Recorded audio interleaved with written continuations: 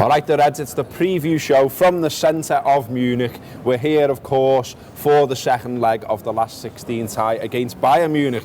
0-0 the first leg. Liverpool had a few opportunities there. Maybe should have took them. Bayern Munich didn't have a shot on target, didn't have a shot on the night. Does that mean anything about the second leg? Well, I've got Paul Senior and Josh Sexton with me to have a bit of a chat about it. Neil will be with us shortly as well to do the tactics board. We're still doing it all this, even though we're in Germany. What do you make of where we are with this tie? I was looking at the odds before, and whatever odds you pull up, whether you pull up odds on the night to just win, whether you pull up who's going to progress, whether you pull up odds to say who's more likely to win the thing outright, it seems the bookies are a bit unsure about this one. They can't really separate it. I mean, Bayern are phenomenal at home, we've got to say that. Yeah, absolutely. I mean, they've got sort of firstly a rich history of doing well in this competition. Yeah, very much so. I felt in the first like we underestimated what they were up to a little bit, and since then they've been very impressive. I don't really know what to expect, so I can understand where the bookies are coming from.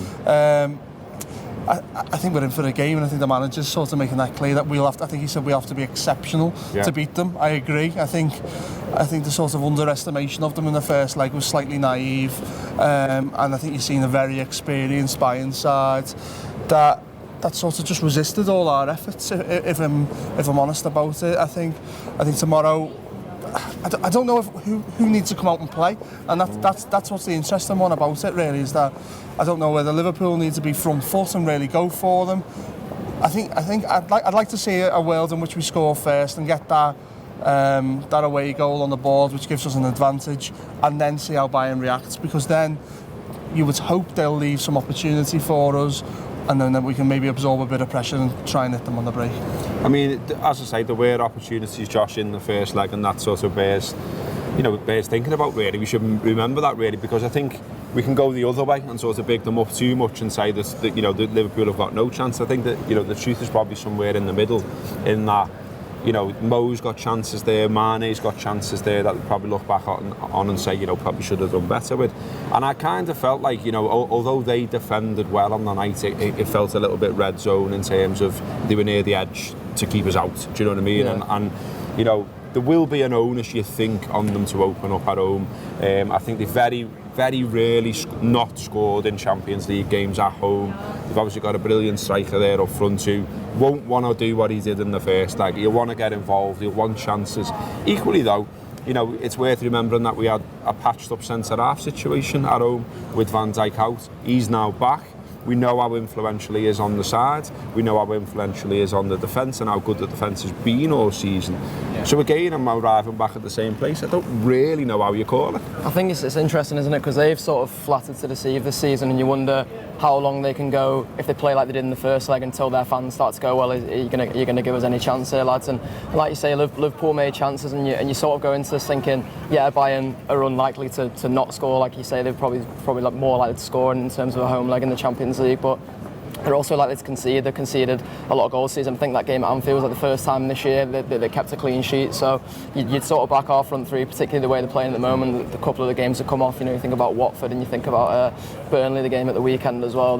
There's a couple of lads there who can cause problems, particularly on the counter attack. You expect Bayern will want to control this game a bit more than maybe they did at Anfield. They maybe rode their luck a few times with the way they played defensively. It wasn't so much that they held on to the ball and played defensively in that way. It was that they sat off Liverpool and allowed Liverpool to attack, and then hoped they could do what Liverpool brought. I think my issue with the first leg was that it was too much sort of playing into their hands. There was a lot of cross into the box, which I thought their centre halves were equipped to deal with. But by the sounds of it, they're going to have a slightly more makeshift defence this time round. We know that obviously Kimmich is suspended, so we're hoping that in terms of when we had a patched up defence in the first leg, they're going to have sort of more of that to an extent in the second leg. I think things have changed, Gareth, for them a little bit as well in terms of the perception of them, where the results have been really good. You've seen Lewandowski score 4 goals at the weekend, top of the Bundesliga.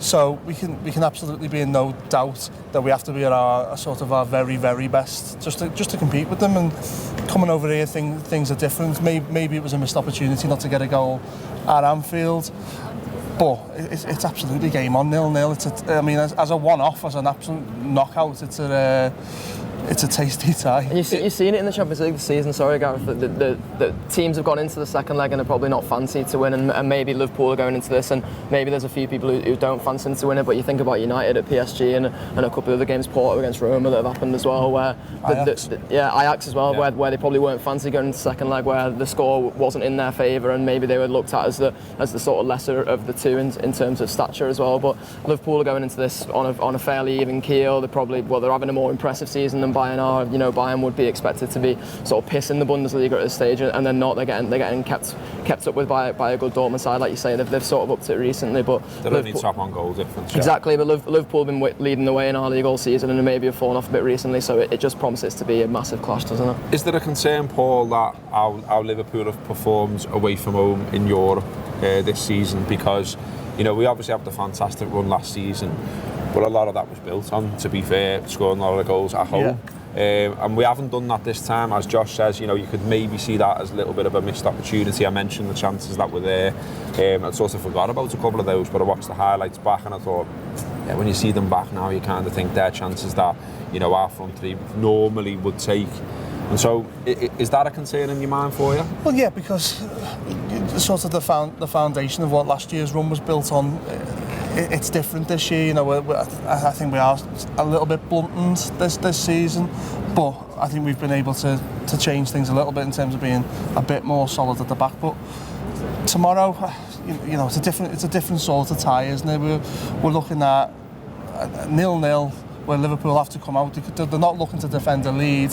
They either a score, draw, or any form of win obviously takes them through. So I don't know. Do you know your original point about the bookies? It's so hard, even in my own mind, to sort of pick apart how I see this going, because I just don't know what the mindset of the managers are going to be like. Is it going to be a cautious one to buy and want to take it into extra time? Do they want to run it a little bit like that? I don't know. I think Liverpool would like to get that early goal, as I say, and really change the face of the game. I didn't expect the first game to be 0-0. I think all the press articles and stuff in the leads up to the first leg was, there'll definitely be goals. I don't think anyone's seen a sort of a cautious 0-0. A lot of respect shown on both sides.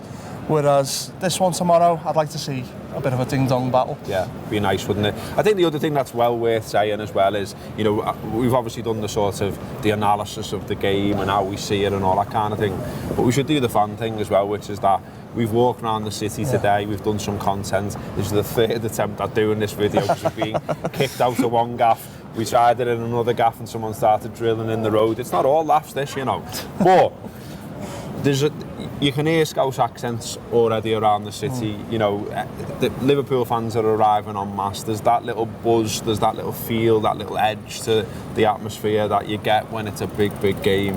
And it's a lovely city as well, isn't it? It is, yeah. We've been here early. We've been here since Monday.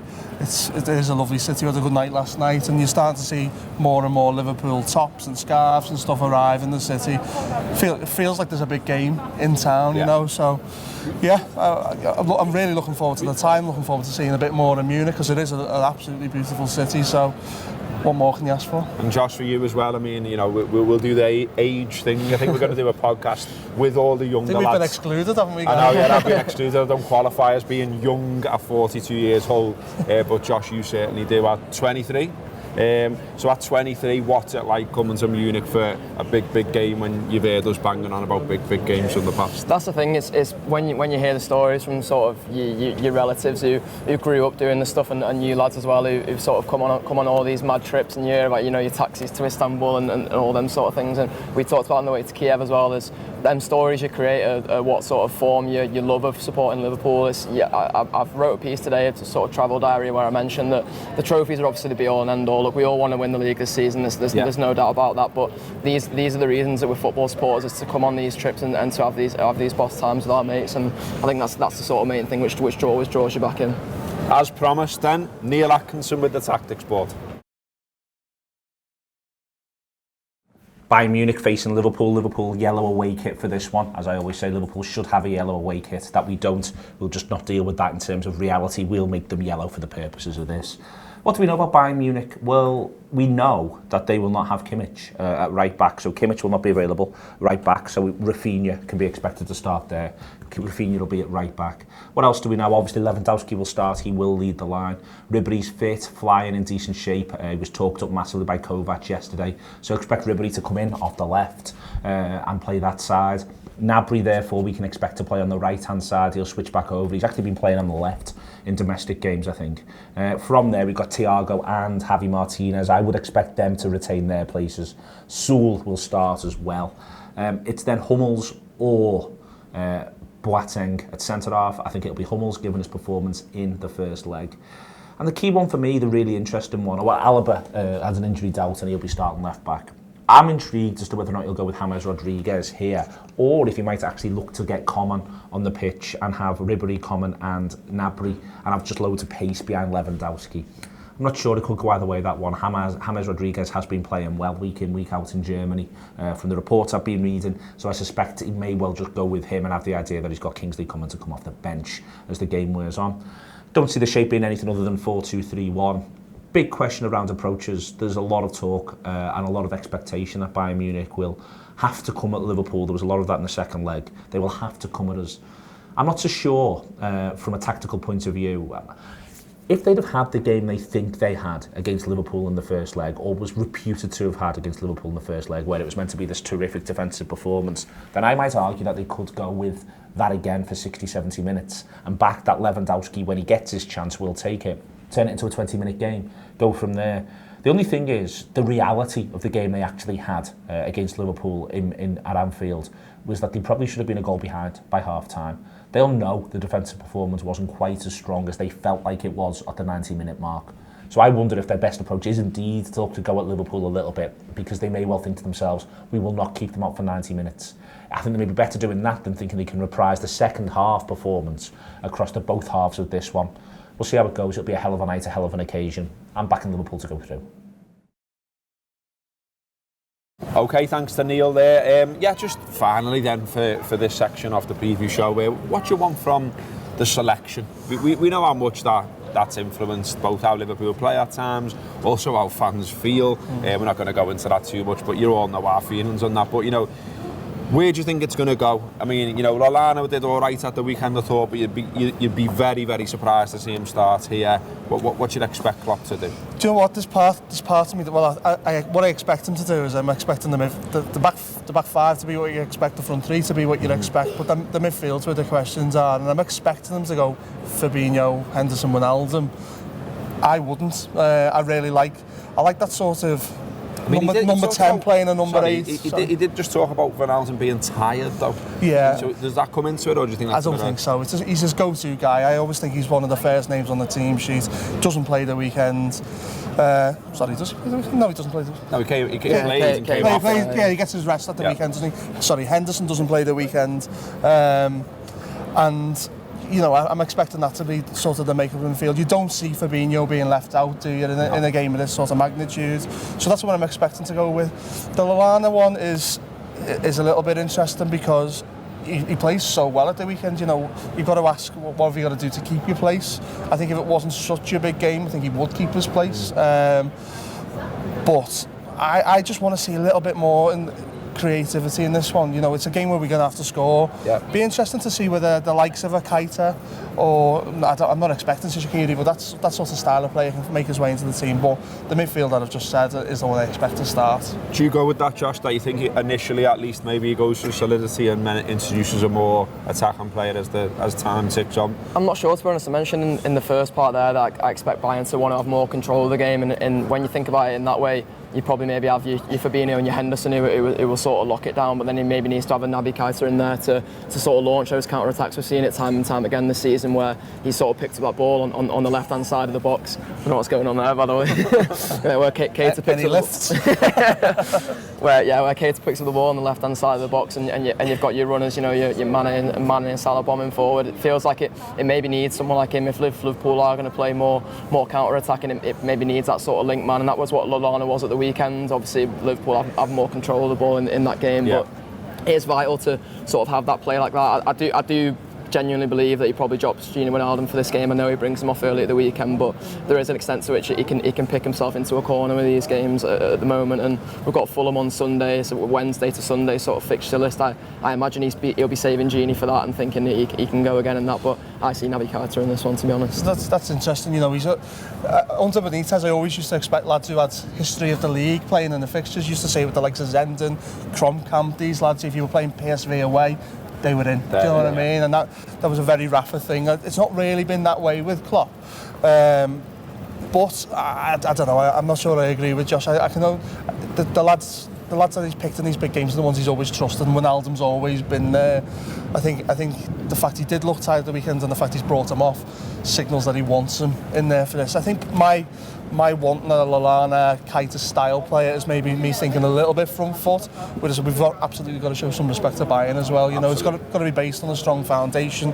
Van Dijk's back in for this one. I imagine he's going to partner Joel Matip, and then that screen in front's going to be important. We've just got to hope the front three deliver in this one. You know, you've seen Sadio Mane the other day stays on, gets himself a goal at the end as well. He's on fire. I think he's 7 and 6, is he, Mane? So we'll be looking to him. Hopefully Mo Salah can come up with the business, because you know, even that save from Tom Heaton at the end, he's got no right to save it. Just not happening for him.